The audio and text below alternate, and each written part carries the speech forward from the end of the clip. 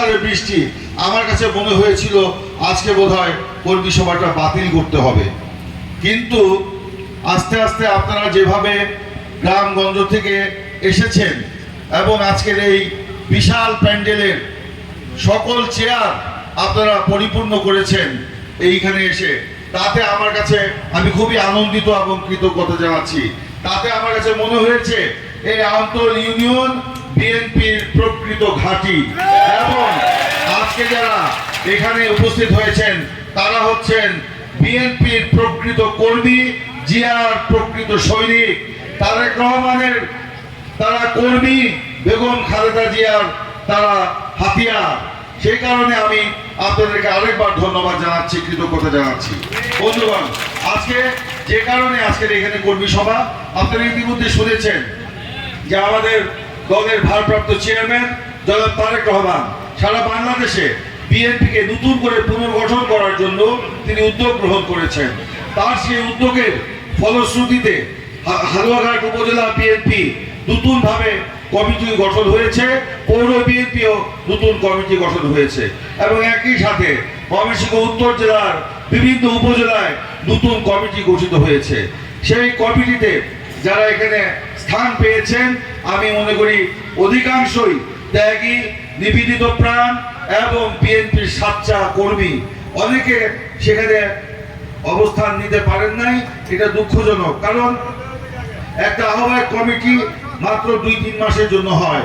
তারেক রহমান এই আহ্বায়ক কমিটিকে 3 মাসের সময় বেঁধে দিয়েছেন, অর্থাৎ আগামী জুলাই মাসের মধ্যে সমস্ত ওয়ার্ড এবং ইউনিয়নের সম্মেলন করে উপজেলা সম্মেলনের মাধ্যমে নতুন কমিটি গঠন করতে হবে। সেই জন্য এই কমিটির হাতে সময় অত্যন্ত কম। সেই জন্য যেভাবে আজকে আপনারা এই কমিটিকে বলবো, আপনারা যেভাবে যে ইউনিয়নের কর্মী সভা করছেন, অতি দ্রুত সেই ইউনিয়নের আহ্বায়ক কমিটি গঠন করে সেই আহ্বায়ক কমিটির মাধ্যমে প্রত্যেকটা ওয়ার্ডে নতুন করে বিএনপির কমিটি গঠনের মাধ্যমে আবার ইউনিয়ন সম্মেলনের করে উপজেলা সম্মেলন করতে হবে। অর্থাৎ আজ থেকে এই আমতল ইউনিয়নে এই কর্মী সমাবেশের মাধ্যমে এই আমতল ইউনিয়নে বিএনপি পুনর্গঠনের যে যাত্রা শুরু হলো, সেই যাত্রা অবিরাম চলবে, এবং সেই ওয়ার্ড কমিটি গঠন, ইউনিয়ন কমিটির সম্মেলন না হওয়া পর্যন্ত, উপজেলা সম্মেলন না হওয়া পর্যন্ত তাদের সেই কাজ কিন্তু চলতেই থাকবে। আমি এই পুনর্গঠন প্রক্রিয়ায় আপনারা যারা অংশগ্রহণ করছেন তাদের প্রতি আন্তরিক কৃতজ্ঞতা এবং ধন্যবাদ জানাচ্ছি। আপনারা, আমরা আশা করি আপনাদের উপর বিএনপি যে আস্থা রেখেছে, তারেক রহমান যে আস্থা রেখেছে, আমরা যে আস্থা রেখেছি, সেই আস্থার প্রতিদান আপনারা দিতে পারবেন। এবং এই কমিটি গঠনের আগে অবশ্যই আমাদের যারা পুরাতন সদস্য আছে তাদের সদস্যপদ নবায়ন করতে হবে এবং নতুন সদস্য অন্তর্ভুক্তি করতে হবে। এবং আরেকটা জিনিস একই সাথে মনে রাখতে হবে, এই নবায়ন এবং অন্তর্ভুক্তির সেই কাজের ফাঁকে কোনো অসতর্কতামূলকভাবে কোনো আওয়ামী লীগের দোষর যাতে আমাদের মাঝে ঢুকে না যেতে পারে, সেই জন্য আপনারা সতর্ক রাখবেন। এই জন্য আমাদের দল থেকে এবার বিশেষ সতর্কতা অবলম্বন করা হচ্ছে। আগে যেরকম ফর্ম দেওয়ার মধ্য দিয়েই সাথে সাথেই একজনকে দলের সদস্য করে নেওয়া হতো, এখন কিন্তু আগে ফর্ম দেওয়া হবে না, আগে একটি আবেদন ফর্ম দেওয়া হবে। সেই আবেদন ফর্মে পুরাতন যারা সদস্য আছেন এবং নতুন যারা হতে চান তারা আবেদন ফর্ম ফিল আপ করে ইউনিয়ন কমিটিকে জমা দিবেন। সেই ইউনিয়ন কমিটি উপজেলা নেতৃবৃন্দের সাথে আলোচনা করে সেটা যাচাই বাছাই করে তারপর সেখানে তাদেরকে অন্তর্ভুক্ত করা হবে। নতুন করে তাদের ওই সদস্য ভুক্তির যে রসিদ 20 টাকার বিনিময়ে দেওয়া হবে, তবেই সে বলতে পারবে আমি এই বিএনপির সদস্য হলাম। তারপরেও যদি কোনো সমাজ বিরোধী লোক, আওয়ামী দোসর কোনো ফাঁক ফোকর দিয়ে ঢুকে যায়, বিএনপি আমাদেরকে সে দায়িত্ব দিয়েছে কেন্দ্রীয়ভাবে যে তার সদস্যপদ বাতিল আমরা করতে পারবো। সেই কারণে আপনারা অত্যন্ত সতর্কভাবে সেই কাজটি করবেন। যাই হোক, আজকে বক্তব্য আর আমি দীর্ঘায়িত করব না, মাগরিবের আজান এখনই দিয়ে দিবে। আমি শুধু বলতে চাই, দেশের আজকে আপনারা যে পরিস্থিতির কথা ইতিমধ্যে উল্লেখ করেছেন যে আওয়ামী দুঃশাসন আমলে আমরা আমাদের সাংগঠনিক কর্মকাণ্ড পরিচালনা করতে পারি নাই, কিন্তু বেগম খালেদা জিয়া, তারেক রহমান, বিএনপি এই আওয়ামী লীগের দুঃশাসনের কাছে মাথা নত করে নাই। আমরা দেশের প্রশ্নে, গণতন্ত্রের প্রশ্নে, দেশের স্বাধীনতা সার্বভৌমত্বের প্রশ্নে, জনগণের জীবন জীবিকার প্রশ্নে আমরা আপোষহীন ছিলাম, আন্দোলন সংগ্রাম করেছি। আন্দোলনের মাঠ থেকে আমরা পালিয়ে যাই নাই। আমরা আন্দোলন করে সরকারের রক্ত চক্ষুকে উপেক্ষা করে আন্দোলন আমরা জারি রেখেছিলাম। এই কারণে হয়তো আমাদেরকে জেলে যেতে হয়েছে, আপনাদেরকে মিথ্যা মামলায় জর্জরিত হতে হয়েছে, অনেকেই রাতে বাড়িতে থাকতে পারেন নাই, দিনের পর দিন, সপ্তাহের পর সপ্তাহ, মাসের পর মাস বাড়ি ছেড়ে, পরিবার পরিজনকে ছেড়ে, ব্যবসা বাণিজ্য ছেড়ে তাদেরকে হয়তো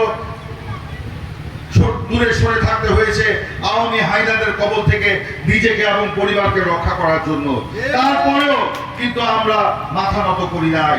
আজকে সেই গত বছর 2024 সালের 5ই আগস্ট ছাত্র গণ অভ্যুত্থানের মধ্য দিয়ে আওয়ামী ফ্যাসিবাদের পতন হয়েছে।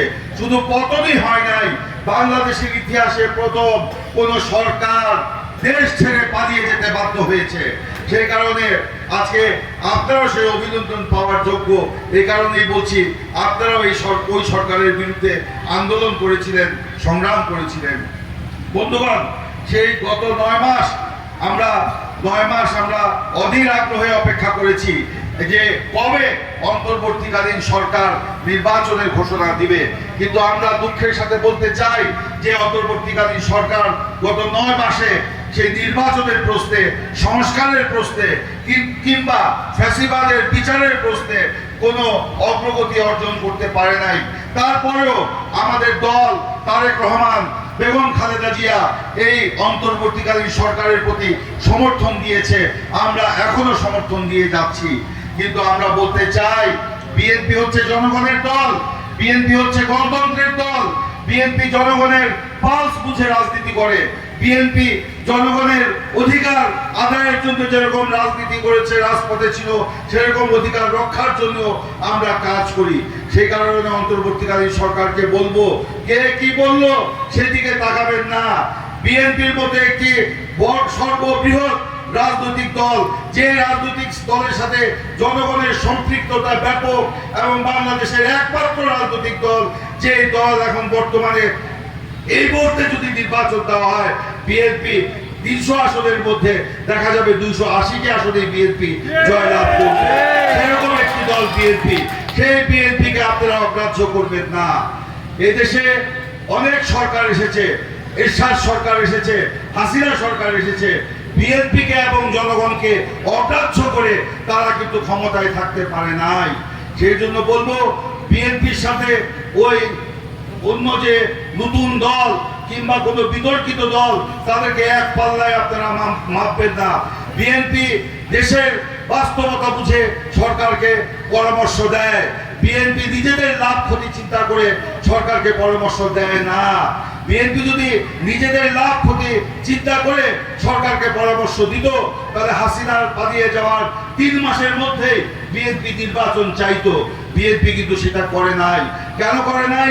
কারণ হাসিনা 15 বছর দেশকে অপশাসন করতে গিয়ে দেশের অর্থনৈতিক কাঠামো, নির্বাচনী ব্যবস্থা, প্রশাসনিক ব্যবস্থা, নির্বাচনী ব্যবস্থা সমস্ত কিছুকে ধ্বংস করে দিয়ে গেছে।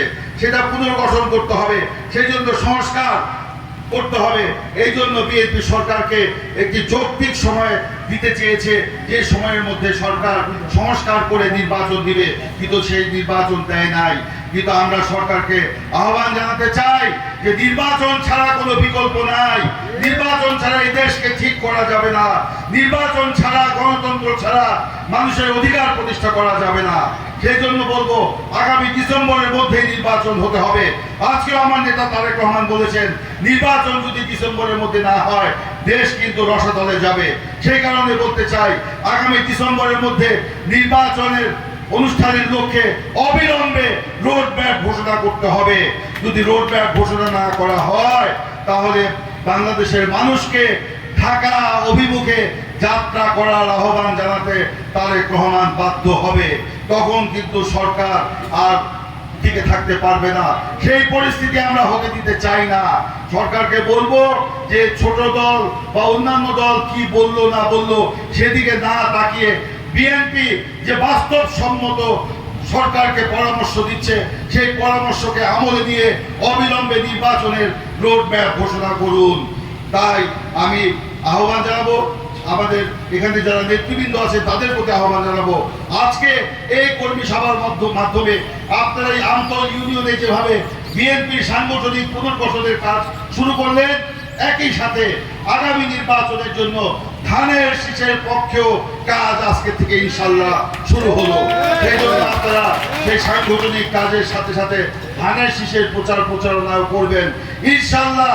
আগামী নির্বাচনে দল যদি ধানের শীষের প্রতীকে আমাকে মনোনয়ন প্রদান করে, আমি বলতে পারি জনগণের সমর্থন যদি পাই বা জনগণের ভালোবাসা যদি পাই, হালুয়াঘাটের মানুষের ভোটে যদি ইনশাআল্লাহ নির্বাচিত হতে পারি, তাহলে আমি বলতে পারি আমার জীবনকে হালুয়াঘাট ধোবাউড়ার মানুষের কল্যাণে উৎসর্গ করব এবং উন্নয়নের জন্য কাজ করব। এলাকার যুবকদের কর্মসংস্থানের জন্য এখানে কলকারখানা তৈরি করব। এখানে যাতে সন্ত্রাস বন্ধ হয়, চাঁদাবাজি যেন না থাকে, দখলবাজি যেন না থাকে, সেটা আমরা বন্ধ করতে সকলে মিলে ঐক্যবদ্ধভাবে প্রচেষ্টা চালাবো। আমি আমার বক্তব্য দীর্ঘায়িত করব না, আজান দিয়ে দিবে। আমি সকলকে আজকে ধন্যবাদ জানিয়ে আমি আমার বক্তব্য শেষ করছি। একই সাথে আজকের এই সভাপতির বক্তব্য রাখার জন্য আসলাম মিয়া বাবুল ভাইকে অনুরোধ করছি। 11 নং আমতল ইউনিয়নের প্রতি আয়োজিত আজকের এই কর্মী সম্মেলনে সম্মানিত প্রধান অতিথি যারা সৈয়দ আহমেদ খালেদ প্রিন্স, যুগ্ম মহাসচিব বিএনপি উপস্থিত আছেন, বিএনপির হালুয়াঘাট উপজেলার সদস্য সচিব আবু হাসান মজুর কবির উপস্থিত আছেন, বিএনপির যুগ্ম আহ্বায়কবৃন্দ এবং পৌর কমিটির যুগ্ম আহ্বায়কবৃন্দ, সদস্যবৃন্দ ও অত্র এলাকার বিএনপি প্রেমী ভাইয়েরা, আসসালামু আলাইকুম। আপনারা প্রধান অতিথির বক্তব্য শুনেছেন, আমার আর বক্তব্য দেওয়ার কিছু নেই, সময়ও নেই। আমরা একটা কথাই বলবো যে আজকে যে উদ্দেশ্যে নিয়ে আমরা আজকে সম্মেলন, সেটা হলো দল পুনর্গঠন। এই দল পুনর্গঠনের উদ্দেশ্যে আমরা নতুন কমিটি হওয়ার পর আমরা উদ্যোগ নিয়েছি ইউনিয়ন কমিটি করার জন্য। আপনারা জানেন ইতিমধ্যে আমরা 5টি ইউনিয়নে আমরা সম্মেলন করেছি, কর্মী সমাবেশ করেছি।